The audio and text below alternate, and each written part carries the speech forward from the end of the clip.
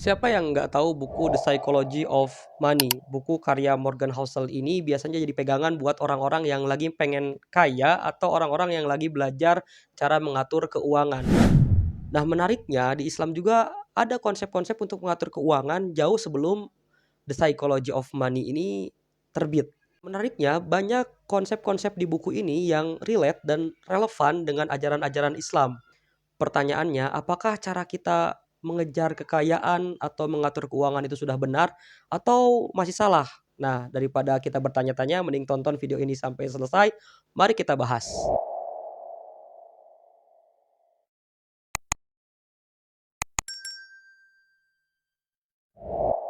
Assalamualaikum warahmatullahi wabarakatuh. Buat kamu yang baru gabung di video ini dan baru lihat channel ini, perkenalkan nama saya Heru Gunawan. Di channel ini kita akan membahas tentang self development dan self improvement versi Islam. Jadi jangan tunggu lama-lama lagi, segera klik tombol subscribe. Pembahasan kita akan berfokus pada konsep-konsep atau poin-poin di buku Psychology of Money karya Morgan Housel ini yang relate dan relevan dengan konsep-konsep yang sudah ada di Islam. Konsep yang pertama, uang bukanlah tujuan, melainkan alat. Nah, dari buku Psychology of Money, Morgan Housel itu berpendapat bahwa uang itu bukan tujuan hidup, melainkan alat untuk mencapai tujuan hidup yang lebih besar lagi. Nah, apa tujuan hidup yang bisa dicapai dengan uang? Morgan Housel berpendapat bahwa tujuan hidup yang bisa dicapai dengan uang itu adalah kebahagiaan dan kebebasan. Begitupun dalam Islam, uang itu amanah dari Allah Subhanahu wa taala untuk mencapai tujuan hidup kita. Nah, uang itu berfungsi untuk meleverage amal-amal soleh kita. Jadi amal-amal soleh yang mungkin tadinya bisa kita lakukan dengan skala yang kecil, dengan kita punya uang, kita bisa gunakan untuk skala-skala yang lebih besar lagi.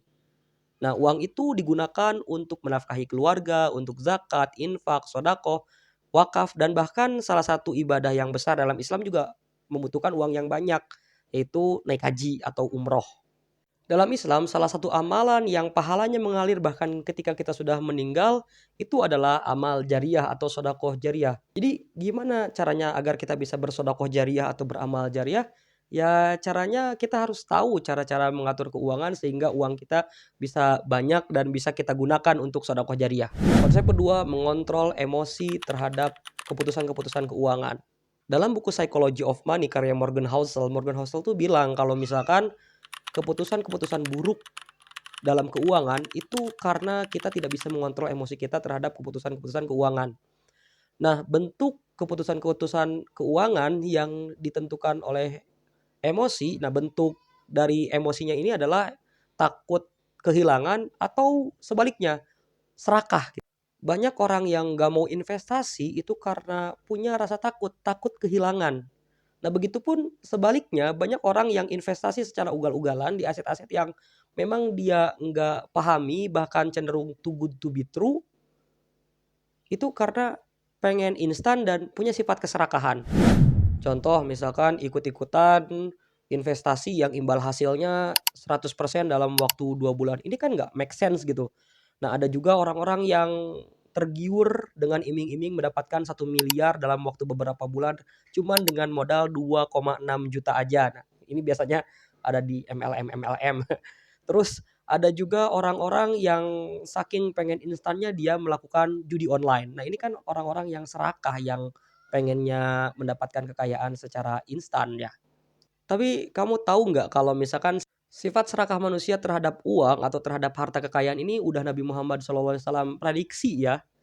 Nah, Nabi bersabda bahwa apabila seandainya anak Adam Allah berikan 2 lebah emas, maka mereka akan mencari yang ketiganya. Ini saking apa? Saking serakahnya.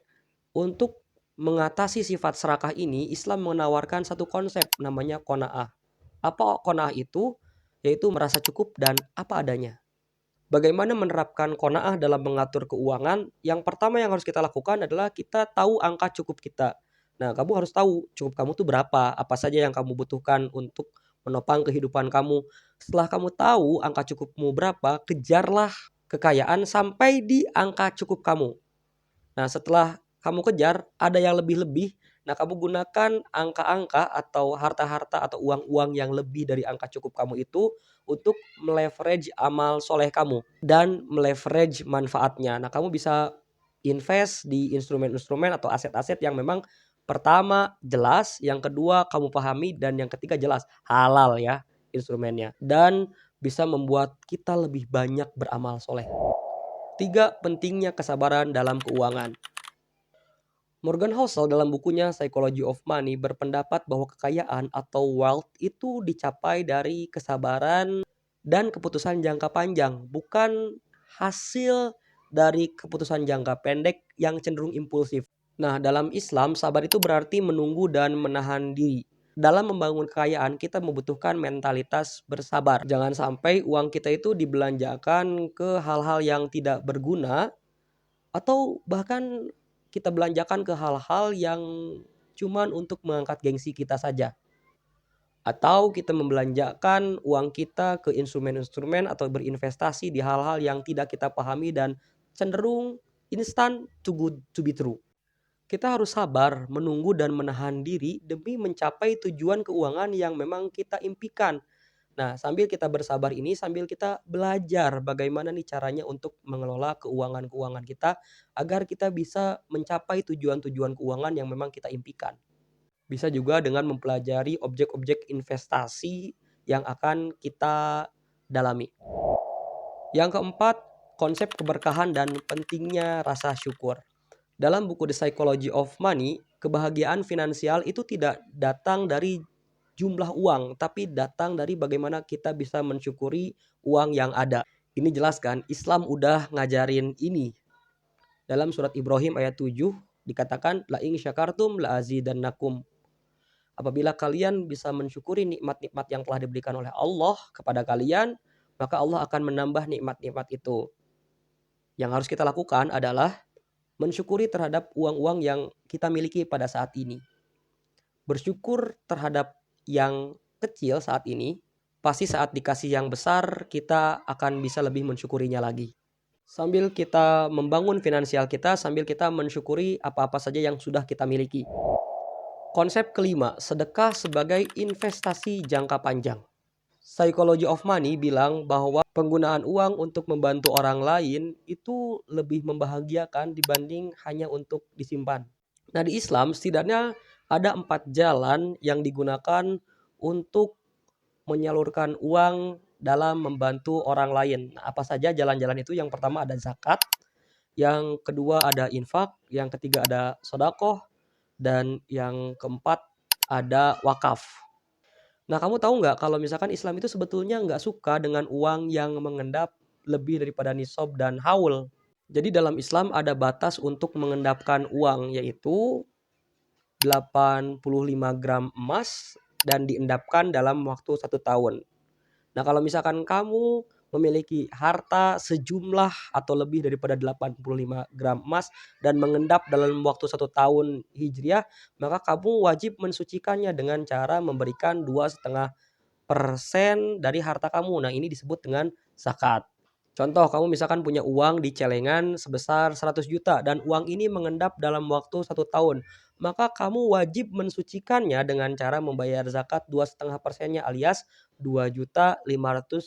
Nah, dengan catatan tadi ya, lebih daripada 85 gram emas dan uang itu telah mengendap dalam waktu 1 tahun Hijriah. Makanya orang-orang zaman dulu tuh menghindari banget mengendapkan uang karena nggak mau uangnya dianggap tidak suci dan sehingga harus disucikan. Nah, bagaimana caranya orang-orang zaman dulu mendistribusikan uangnya sehingga tidak mengendap dalam waktu 1 tahun? Mereka menginvestasikannya, mereka membelanjakannya, mereka meminjamkannya, dan mensodakohkannya. Hal ini udah dipraktekkan oleh sahabat-sahabat Rasul, yaitu Sayyidina Utsman bin Affan dan Sayyidina Abdurrahman bin Auf. Kita ambil contoh deh Sayyidina Abdurrahman bin Auf. Nah, Sayyidina Abdurrahman bin Auf itu kalau misalkan punya uang, dia itu belanjakan ke 3 hal. Yang pertama, dia sodakohkan untuk orang-orang yang memang tidak mampu. Yang kedua, beliau pinjamkan untuk para pemuda-pemuda. Dan yang ketiga, ya tentunya beliau investasikan kembali untuk berbisnis atau berdagang. Tapi uniknya uang-uang dua sahabat ini, Sayyidina Abdurrahman bin Auf dan Sayyidina Utsman bin Affan itu bukannya berkurang ya ketika mereka belanjakan atau enggak mereka endapkan, justru malah bertambah lagi, bertambah lagi, bertambah lagi. Ini cukup unik, bisa kita teliti nantinya. Konsep keenam adalah menghindari gaya hidup boros dan berhutang. Morgan Housel itu menyoroti banget nih tentang gaya hidup seseorang terhadap keuangan. Nah, menurut dia gaya hidup yang terlalu boros itu bahaya banget, gaya hidup konsumtif itu bahaya banget. Apalagi orang-orang yang gaya hidupnya untuk haus validasi atau membelanjakan uangnya hanya untuk sekedar gengsi, bahkan sampai cicilannya membengkak. Dalam Islam pun begitu. Allah Subhanahu wa taala berfirman dalam Al-Qur'an, "Wala taj'al yadaka maglulatan ala unukika wala tabsutha." Dan janganlah engkau menjadikan tanganmu terbelenggu pada lehermu dan jangan pula engkau terlalu melebarkannya. Artinya kita tuh jangan terlalu pelit gitu untuk beramal, untuk berbelanja, tapi jangan juga kita itu terlalu melebarkannya, terlalu boros.